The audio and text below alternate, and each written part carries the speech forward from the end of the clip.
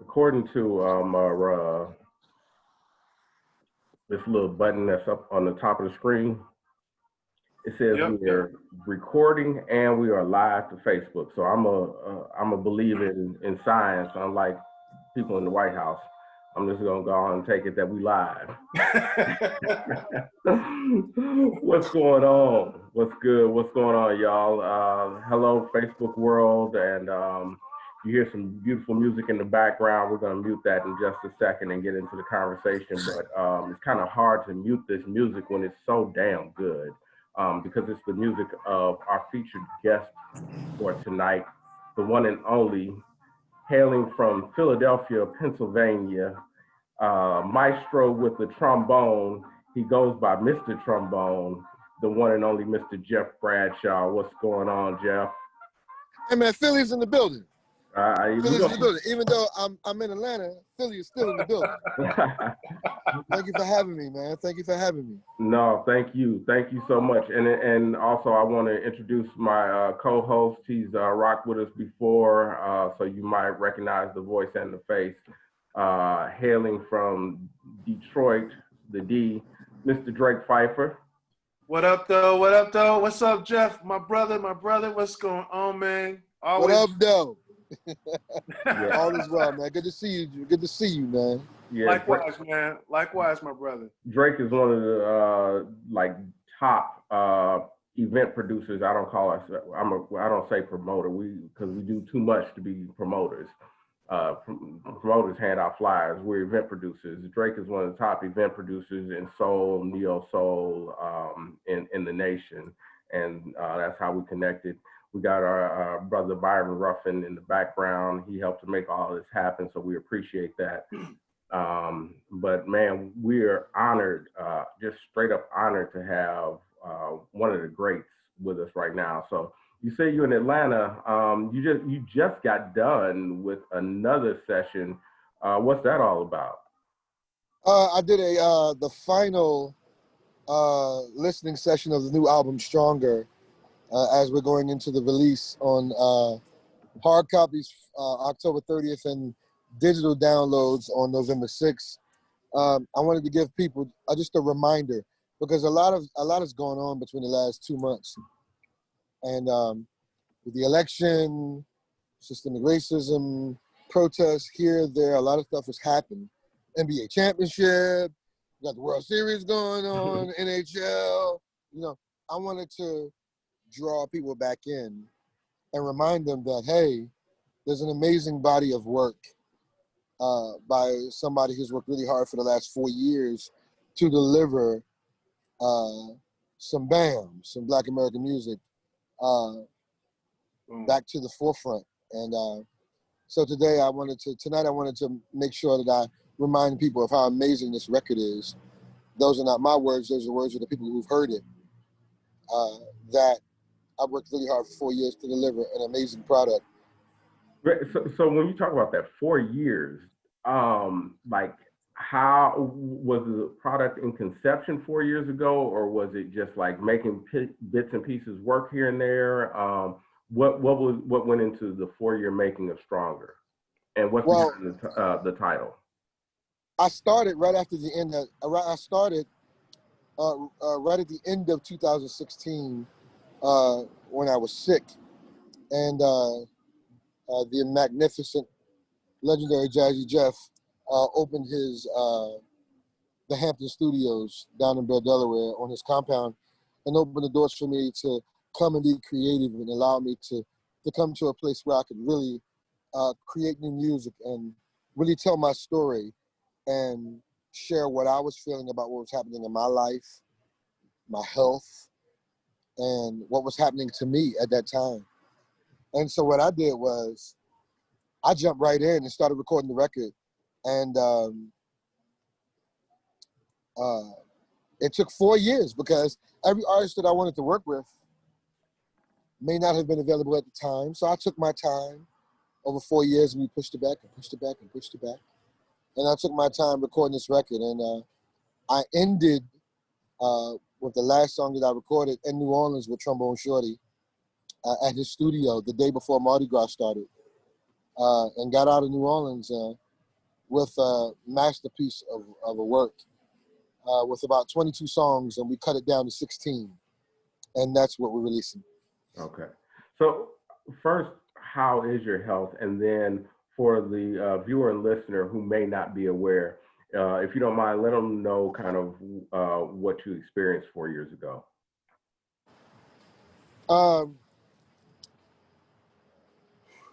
What was the first question? The first one is just how you doing, brother? How is your? Oh man, I'm good, man.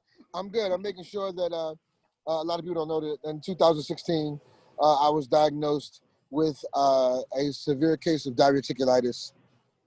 For people who don't know what diverticulitis is, it is when blood-filled pockets form on the walls of the diverticula, which is in your large intestines, where your food is broken down at, and they burst. So then you have like blood in your large intestines. Man. Extremely painful, and it comes from lack of fiber in your diet. And that came from 20 years of touring the world with some of the biggest artists in the world. But at the end of the show, getting on the tour bus with pizza and wings. Pizza, wings, breadsticks, beer, and anything else we can get our hands on. 20 years of that resulted in me having diverticulitis. And not having health insurance, which was another strike against me.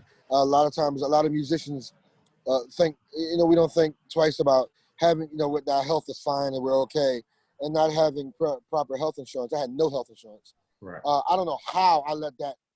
Well, I think most musicians don't. You're a company into yourself, and so you have a person who may come to your show, but they have a job that provides health insurance for them. They don't even think about it; they just check a box and go. But a lot of musicians don't necessarily think about the fact that, oh yeah, I've got this other entity that I need to take care of. Yeah, and so that's what happened. And so I wound up getting sick, can't work, and not having health insurance and spending every dime I had to take care of myself. But then people like Jill Scott jumped in and launched the GoFundMe page for me, launched the benefit concert. And, you find out how much you're loved by people when you're down at the bottom. When you're at the bottom, that's when you find out who's in your corner, who loves you, and genuinely wants to see you be okay. And that's when I found out, that's when I found out who loved me, every fan, every friend, every person that mailed me, sent me cards, that donated to my GoFundMe page, which I was totally against because I didn't want the world to know. I didn't want the world to see my dirty draws. Right. I didn't want the world to see that I spent all my money on paying for my health care and that run out of money. I had 2 daughters in college. But people seeing your dirty draws allowed them to be open to say, hey, I'm in this position. Absolutely. So Jill Scott said to me, when I completely opposed the GoFundMe page, because I hated that. She said, let people love on you. Those were her words. Let people love on you. Man. And everybody, and I'm quoting Algebra Blessed. She said, when one of us go down, we all come running. Man. And I learned that my peer group, that the soul music community of artists and writers and producers that I work with, and many that I've never met, and that the fans that love this music that we work hard to create for them, that they all came forward and held me down until I was able to get back on my feet and get back to work the last 3 years. God is good, he's merciful, and he touched the hearts of many that helped me get back to where I am now. And I'm forever grateful, forever grateful. Man, hey man, you know what? I want to jump in there, man, and just say 2 things. One, man, I'm so happy that you're giving this testimony, Jeff, because, I think about recently, I was just thinking about this, I listened to Big Sean's album, and he talks about how he used magnesium to heal his heart disease. And then I listened to Nas, and he has his album's called King's Disease, and he talks about gout. And I imagine he must have had it and understands what that is. And man, to hear you man, you know, really giving this testimony. Really, I feel like Black artistry, Black art, Black American music is not just about music in and of itself, but you have to carry those messages forward. Absolutely. And that's what you're doing. Absolutely. I know that I'm loved. I know that I'm loved. I know that I'm appreciated.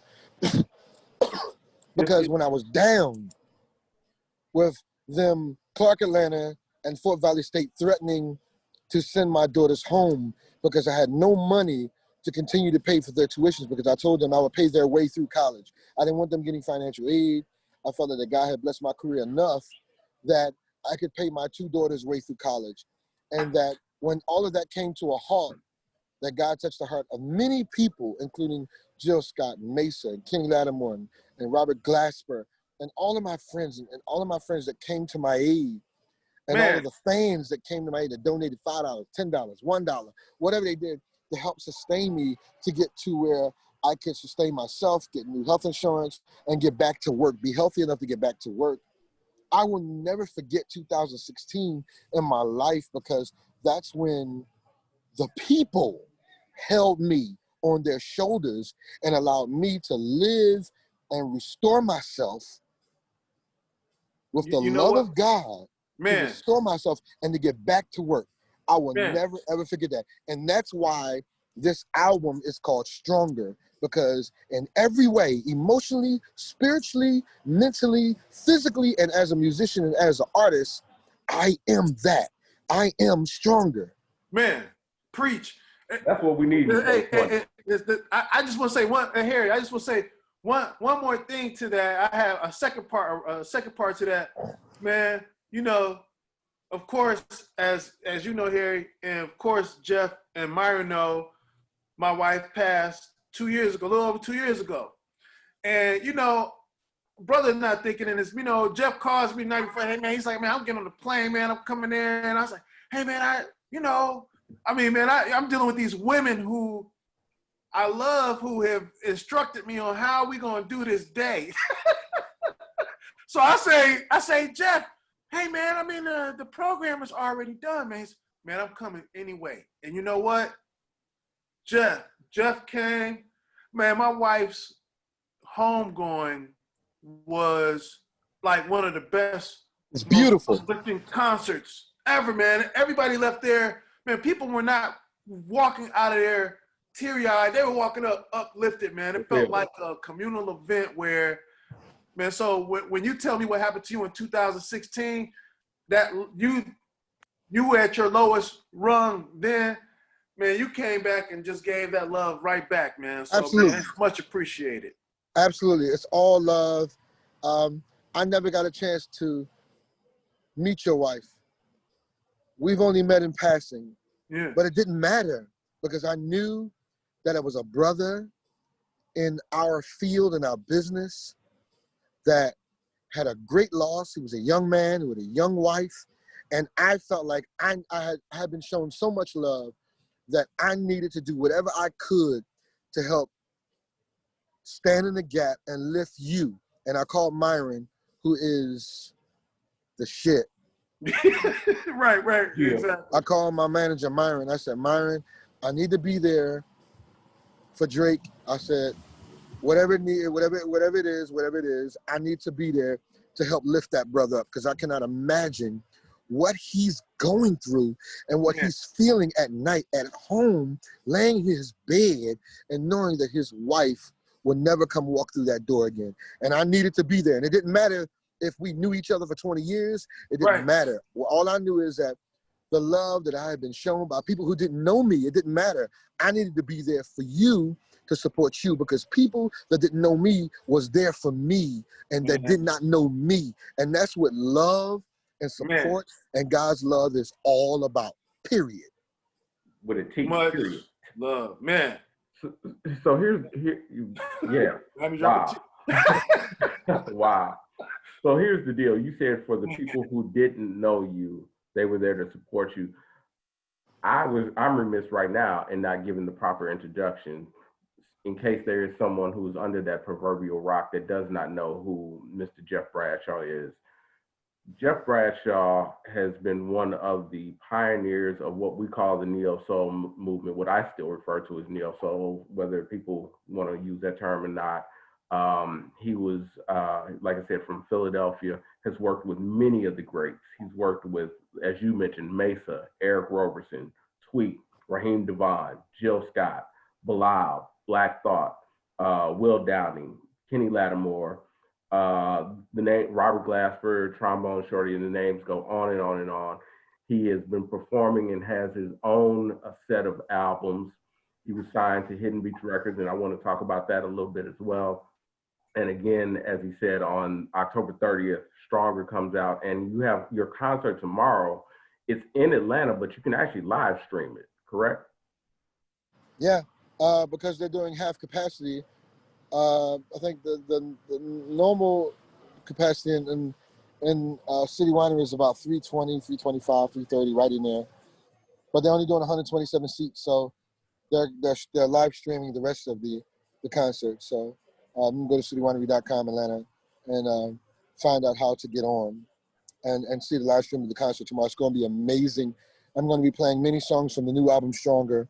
Songs, I mean, this new album is so amazing, featuring Amber Jean of Moonchild, Glenn Lewis, Frank McComb, Christian McBride, Mike Burton, Paula Champion, Raheem Devon, Robert Glasper, Marsha Ambrosius, many amazing artists that I've been able to befriend, that I call family, and put together what I consider my best work over the last 4 years. Well, my best work. That's saying a whole lot, because you got some phenomenal work. Let's go back to the beginning. You're from Philly, and how do you first get introduced to the trombone? Because that's not like the instrument that someone runs home and says, "Hey, I want to play the this." You want to be a drummer, you want to play the guitar, you want to play the keyboards. The trombone is like 6 or 7 down the list. But when you hear it, it's something magical about it. How'd you get introduced to the trombone? I was born and raised in a church called the United House of Prayer for All People, where brass bands are the feature of the music ministry. My father, the late Norman Bradshaw, my mentor, and who taught me to play the trombone, taught me to play old Negro spirituals, old gospel spiritual songs. And that's how I learned how to play trombone. He was a multi-instrumentalist. By the time I was 11 years old, I could play 18 instruments. But I chose trombone because it was an instrument that he played. By the time I was, I chose trombone because it was an instrument that he played. It wasn't a popular instrument if you weren't in a marching band or I chose trombone because he played it, because he was the coolest person I ever known. My father was amazing. And so I chose trombone for that reason. And then when he introduced me to James Brown and Confunction and Sly and the Family Stone and Cold Blood and Earth, Wind and Fire and the JBs and all these incredible bands that had incredible horn sections, the Commodores early, and I wanted to I wanted to play this instrument, but I wanted to play it in the way that people had never seen it before, because of the way I was taught. He taught me to play words of songs. There's no, after recording with some of the biggest in the world, Michael Jackson, Earth, Wind and Fire, Jill Scott, Jay-Z, whoever, Kurt Franklin, whoever, Tyler Perry, Dave Chappelle, whatever. I wanted to be the person who took this instrument to a level that people that could span 3 genres. I work in 3 genres. My records span 3 genres: smooth jazz, R&B, and soul music, and neo soul music. So I work in those 3 idioms. I work in the smooth jazz world, I work in the R&B world, and I work in the neo soul world. Thank God that I met a man by the name of Myron Ruffin, who understood what I was and who I was and knew where to put me. And that's why I tour the world in these 3 genres, playing this incredible music that I've been blessed to play. Born in my mother's womb, I came out being able to play these instruments. My father taught me to play trombone. And so I sing with the trombone. It's an extension of my voice. And so when people come to a Jeff Bradshaw show and they see me on YouTube, or they see a record, or they hear music of mine, they hear this guy singing with the trombone. It's like, wow, he's really not playing like the guys from New Orleans, the guys from the East Bay with the funk bands, the guys from the New School, the guys from Berkeley, the guys from the University of North Texas. He's not playing like J.J. Johnson or Slide Hampton or Curtis Fuller or any of these jazz greats. He's something else. What I am is a church boy from the hood who learned to play lyrically, but was raised in gospel, jazz, funk, and R&B and soul music. And that's who and what Jeff Bradshaw is. Man. So take me through, and I'm just going to say a year, like 1996, 97, somewhere around there. Mm-hmm. Take me back to then in Philly and what it's like to be in that scene, because I can only imagine when you're talking about the Roots, Jill, Erica was up there doing her thing a lot. You had the Jazzy Fat Nasties. I love that scene. Music, Bilal, and you right there with them. Talk about that time. 1996, I was playing the clubs, playing with Bilal. Jill was on the poetry scene. She wasn't singing yet. Nobody knew Jill could sing. Jill was just an amazing master poet who was doing shows with Ursula Rucker and Wadu the Mod and people like that, who's on my new album, Wadu the Mod. 1996 was the year that I was playing the clubs, finding my way, touring with DJ King Britt on an album called When the Funk Hits the Fan, who was the DJ of the Diggable Planets, DJ King Britt. 1996 was the year that I was called to the studio by the Roots, by Amir Questlove Thompson and James Poyser, to play to Sigma Sound Studios, the legendary Philadelphia Sigma Sound Studios, to play on a record with a girl named Erica. Was the day that I recorded a song with Erica called Other Side of the Game. Wow. Wow. Amazing. Yeah, so I played the horns and did the horn arrangement. That's amazing. On the Other Side of the Game. That's one of the bad. That's probably Erica's top. Everybody love that song. I don't know one person who don't love Other Side of the Game. That's what happened in 1996. I met Erica. I walked in the studio. She was sitting on the floor under the David Bowie, a painting of David Bowie in the Sigma Sound studio, the home of many great albums.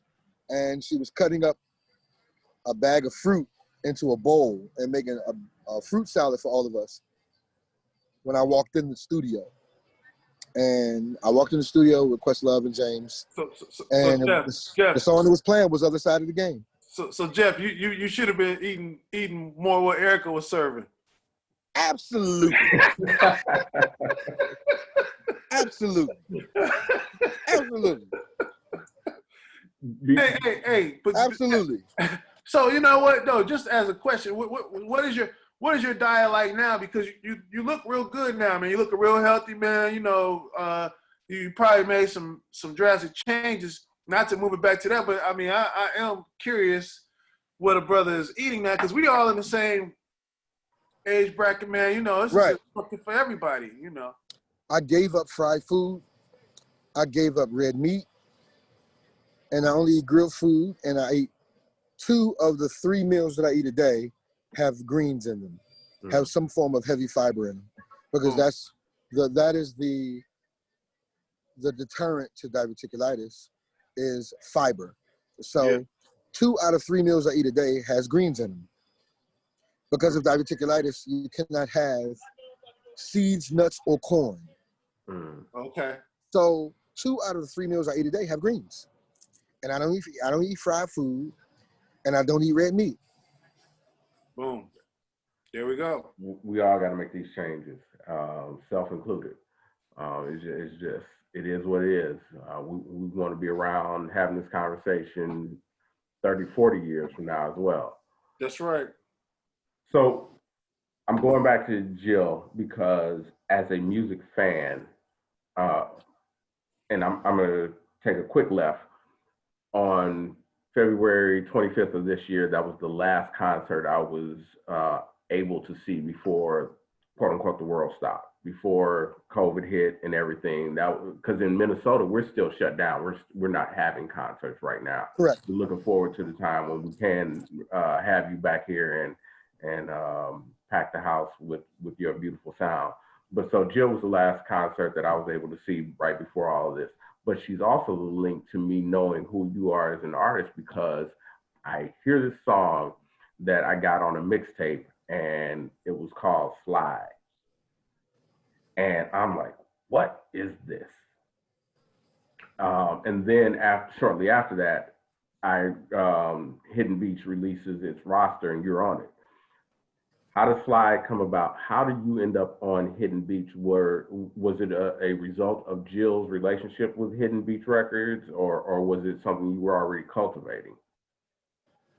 It was completely because of my relationship with Jill, but also my relationship with the president of Hidden Beach, Steve McKeever, who was a big fan of mine, loved my playing, was a musician himself.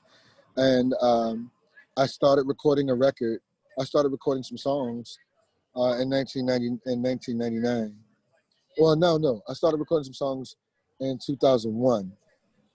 And I asked Jill to perform on a song with me, and she June Burvine, gave me this incredible song. And I sent it to Jill, and I was like, I'm finishing up my record and finishing up my demo.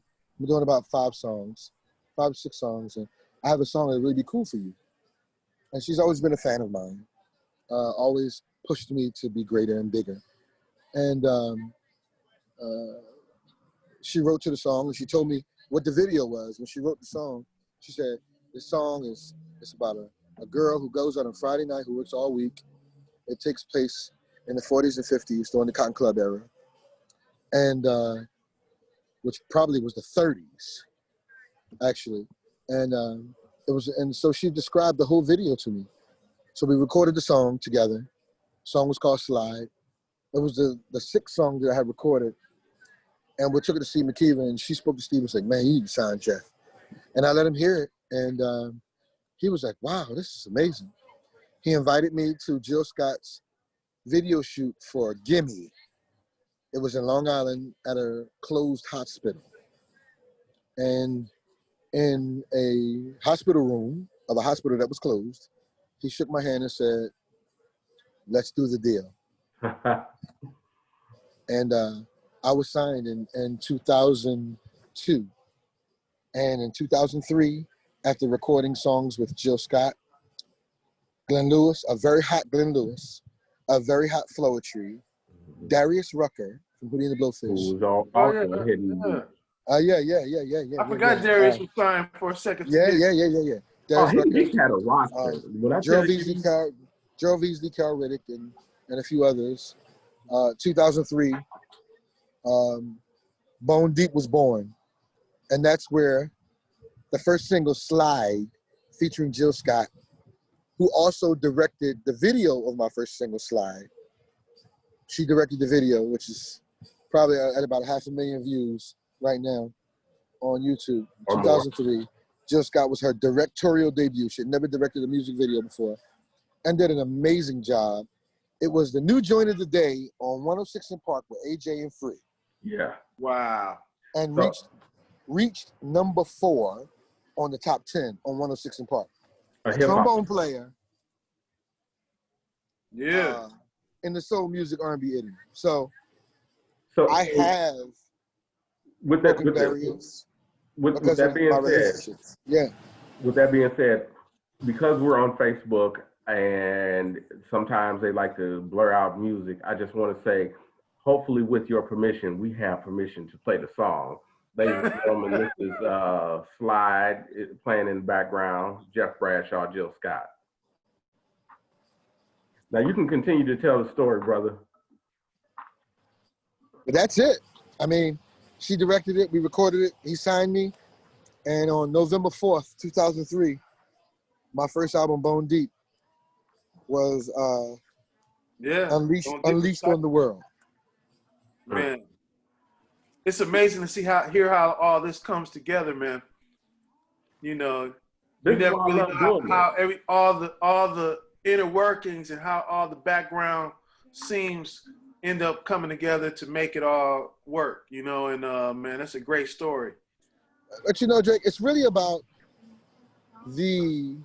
which doesn't happen enough now, and I'm going to say it because I've been in this business 27 years, that We need more artists to reach back and lift up the artists that are coming behind them, so that this music and our genre of music can stand on its own and economically affect the music industry, so that we have the respect that we should from the powers that be. Yep. The only reason I have a record deal was because Jill Scott told Steve McKeever, don't be scared, sign him. He's amazing. He can get incredible features on his record. Sign him. I'll direct the video. I'll sing on a single. But we need more of that. We don't have enough of that in our genre of music. Yeah. Hip hop does it all the time. Yeah. Hip hop and They rap sure music, do. they do it all the time. They sure do. They do it all the time. Drake touched this one touches that one, this one touches that one. They show up in the video, make sure people know, yeah, I support him. Yeah, blah, blah, blah. I'm in this video. Meek Mill is great. Meek Mill is a great Philly hip hop artist. Yeah. But it's really because one of the reasons Meek Mill is as big as he is, because one, because he's talented. Mm-hmm. Two, because Rick Ross signed him. He touched him. And hip hop gets it. They understand that if they touch an artist, they'll be great. The reason why Kendrick Lamar, one of the major reasons why Kendrick Lamar is aware to us now and is the amazing, legendary Pulitzer Prize winning artist that he is because Dr. Dre knew that Kendrick Lamar, we needed somebody on the West Coast to carry the torch for Snoop and for all these for Nipsey Hussle, all these great artists, that we need somebody young to speak to the youth, to carry the torch for Dr. Dre and MC Ren and DOC and Ice Cube and all of the great West Coast superstars. He knew that we need somebody young to speak to the youth, to carry the torch, to bridge the gap. And Dr. Dre knew, so he found Kendrick Lamar. But God, he found Kendrick Lamar, and Kendrick Lamar put the whole West Coast on his shoulders and walked to the top of Mount Everest and planted a flag. And that's what needs to happen. Yeah. In the soul music. Yeah. I'm not talking about R&B. I'm talking about soul music. Yes. There's a difference. Where people like Eric Roberson should have a Grammy. Eric Roberson should be a megastar. Bilal should be a megastar. Like, there are people in our idiom that should be megastars. Yeah. But they're not, because the artists that are above them don't really reach back and touch them the right way. If Jill, Marsha, Lauryn Hill, and people of that level just posted a picture of my album and said, for our next generation, he's amazing. Mm-hmm. What would that do for my album sales on a record that now is being put out on my own label for the first time, Bone Deep Enterprises, with Nia Distribution? The record, the best record that I've ever put out right now, Stronger, is all 16 songs. For artists like that to touch me in that way, which I'm sure, but you know what though, Jeff? I'm sure with your relationship with Jill, she's gonna probably end up doing something like that. You're just talking about as an example, case in point, overall as a standard practice. Exactly. This is something that will help our community, the soul music community, grow. Jill's always looked out for me. She's always stood in the gap for me. Yep. But if we had our community, the hierarchy of the soul music community would reach back and touch us as a community, as a whole, would touch us, the music as a whole would grow. Yeah, and I think now is a prime opportunity for things like that to happen, because before, and we've had this conversation on here in previous iterations of the show, but before that, the record companies were always the gatekeeper.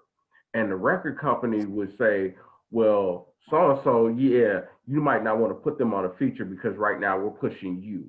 and if you put them on, that's going to push their sales. And so that would get in people's heads. I've listened to some of these record company execs say neo soul music is a problem. Jill Scott is a problem. And I'm like, what do you mean she's a problem? She's selling millions of records. And they say, yeah, that's the problem, because she's selling these records and she's giving a false sense of hope to all these other artists who aren't our demographic. And I said, well, what's your demographic? They said kids buy records. I said, kids don't have money. They said, but their parents do. And the kids will run to their parents and say, hey, I need this new Britney Spears, or I need this new whatever, and the parents will go buy it. And so they would always shelve the artist a tweet, or they'd sign them, but then once again, shelve them. There's so many phenomenal artists that I can name, where the record company was a bigger part of their lack of success as anything else. I'm gonna say this, because my phone is about to die, but I'm gonna say this before I go. That's what we need. We need more of the hierarchy of our soul music community to touch us, so that the music as a whole, the soul music community as a whole, we all know that Bilal is amazing. Beyond amazing. We all know that Marsha Ambrosius is amazing. Like, we all know that people like Zoe, people like Algebra Blessed, people like Kanye Doss. Yeah. Like these artists should be megastars. But because the hierarchy of our community does not touch them, we're left to grind and grind and grind and grind and grind and grind. But the music itself would grow, our community would grow economically, that people would take notice. Kindred the Family Soul is the Ashford and Simpson of modern day. Yes. But why isn't Kindred the Family Soul selling 700,000, 800,000 records? Because the people that are in the hierarchy, our artists that are in the hierarchy, don't touch them enough. They don't touch them enough. They're doing the work. We're doing the work. They don't touch them enough. I'm gonna throw out a name. So back when you all were, when quote unquote neo soul, this soul music was really bubbling to the surface and was ready to explode, you had an artist like an Alicia Keys who came out of, and it was like, oh, they put her in the neo soul box, and immediately someone said, oh no, she's pop. She's pop because Clive Davis put $2 million in marketing behind her. Exactly. And made sure that beautiful, talented, amazing girl had the worldwide look that she deserved. But most of us, including Jill Scott, who didn't get that kind of look, she just grinded and broke through because she was super amazing and her time was touched by God. But Alicia Keys is a greater artist than Jill Scott? No. John Legend is a greater, better writer, more talented artist than Jill Scott? No. Keep it funky. Do people cry at John Legend concerts? Cry? Because the music and because the lyrical content touches them in a way that no one else has touched them? No.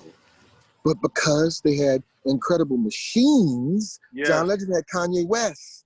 Alicia Keys had Clive Davis. Because of the machines. Jill is an anomaly. Speak on it. Erykah Badu had what's his name? Kadar Massenberg. That's right. Kadar Massenberg. D'Angelo had Kadar Massenberg. Like, these are machines, but these people are royalty. They're our royalty. We love them. We need them to touch us so that the music can continue behind them. Maxwell, D'Angelo, John Legend, Jill Scott, Lauryn Hill, they are the hierarchy of soul music. Legacy came from R&B, but she's really a soul music artist. Yeah. Layla Hathaway. Oh yeah. Yeah, that's the thing. I think we need to stop trying to make a pop artist. Rasan Patterson? Are you kidding me? Rasan Patterson? Royalty. Rasan Patterson is soul music royalty. Bilal is soul music royalty. Royalty. Who else can sing The Beautiful Ones? BET Awards. Who else can sing The Beautiful Ones other than D'Angelo? It had to be Bilal. It was either Bilal, or D'Angelo, and they got Bilal. Like, but they need to touch us, and for us to have worldwide success. We need our royalty to touch us. Hey, Jeff, it sounds like we need a conference call, a conference call to let everybody know that's the memo that's being sent out. I'm not asking you to be in my video, even though Jill has, even though Bilal's been in my records, Marsha's been in my records. I'm asking a simple post. If you have 3 million followers, if you just posted when our albums came out. Hey, soul music family, here's another one of our great ones coming up behind us. Make sure you support them. This is amazing music.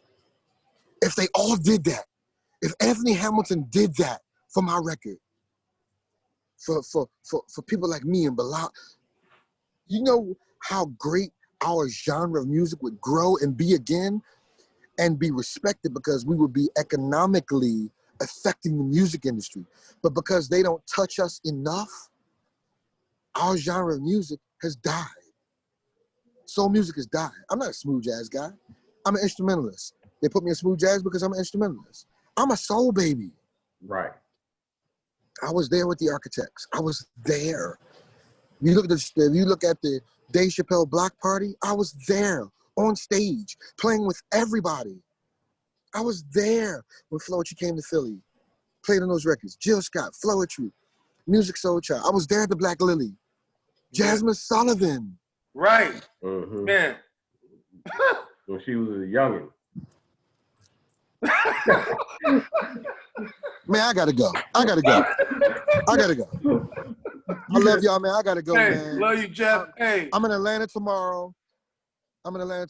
Take my flyer, post it if you feel like it. You know, I'm in Atlanta tomorrow, dropping my record in Atlanta. I think we're going digital on November 6th. I got hard copies tomorrow. We're gonna do what we gotta do. My own label, Bone Deep Enterprises. I love y'all. Drake, I appreciate you. Good brother, I appreciate you. You guys, man, I appreciate y'all for giving us a voice and giving us a platform where people will know our story. But that's what it is. We need the royalty of soul music to touch us. All they got to do is touch us. Before you dip, I noticed that you are also a cigar aficionado. I'm going to get you some premium hand-rolled cigars from Allure Cigars. It's a Black-owned company. I'm going to get those in your hands. Thank you, sir. Thank you. Yeah, absolutely. Thank you, sir. Ladies and gentlemen, we appreciate you joining us for another installment of Destination Unknown. That's why we call it Destination Unknown. We just let the conversation go where it's gonna go, and we just follow it from there. Drake Phifer, my brother in the D, thank you for joining us. Mr. Trombone, Jeff Bradshaw. The new album is called Stronger.